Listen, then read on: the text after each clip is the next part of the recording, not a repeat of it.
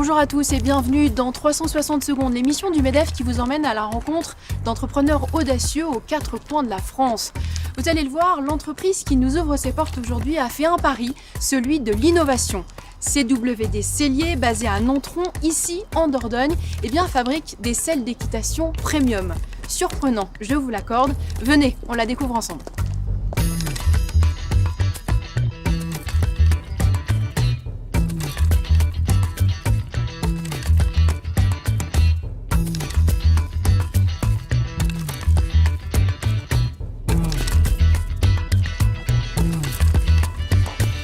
Bonjour, Laurent Duret, merci de nous accueillir dans votre entreprise.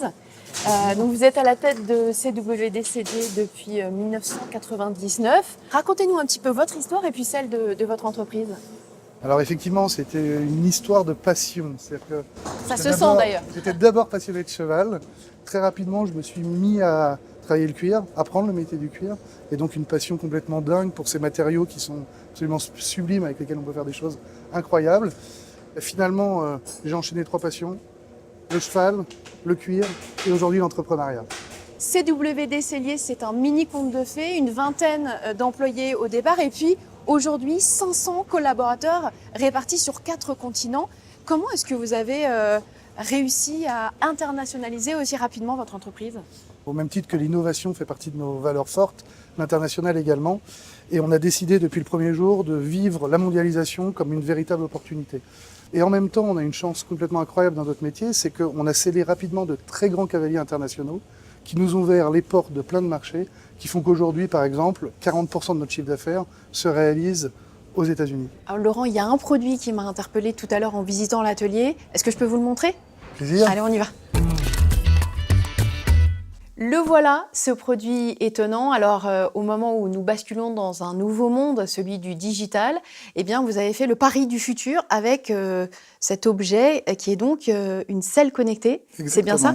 Mais vous avez dû faire des investissements colossaux en recherche et développement, non ? Alors oui, nous avons plus d'1 million d'euros d'investissement, 5 ans de R&D. Intégrer de l'électronique dans une selle, c'est quelque chose qu'on n'imaginait pas il y a 10 ans.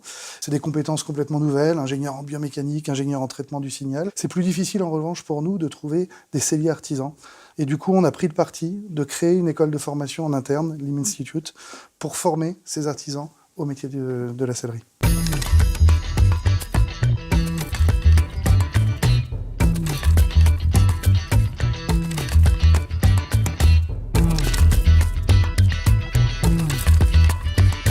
Bonjour Christophe Fauvel, vous êtes donc le président du MEDEF Périgord et vous connaissez bien l'entreprise de Laurent Duret. Alors on imagine qu'il y a beaucoup d'actions qui sont mises en place par le MEDEF pour aider des entreprises comme celle-là.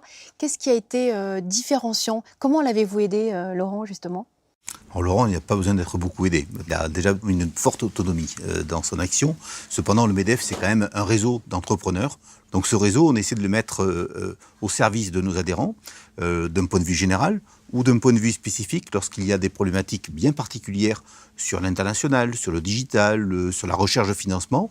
On fait ce qu'on appelle des conseils stratégiques, des rencontres de quelques chefs d'entreprise qui rencontrent le chef d'entreprise et qui l'accompagnent, qui le guident dans son action.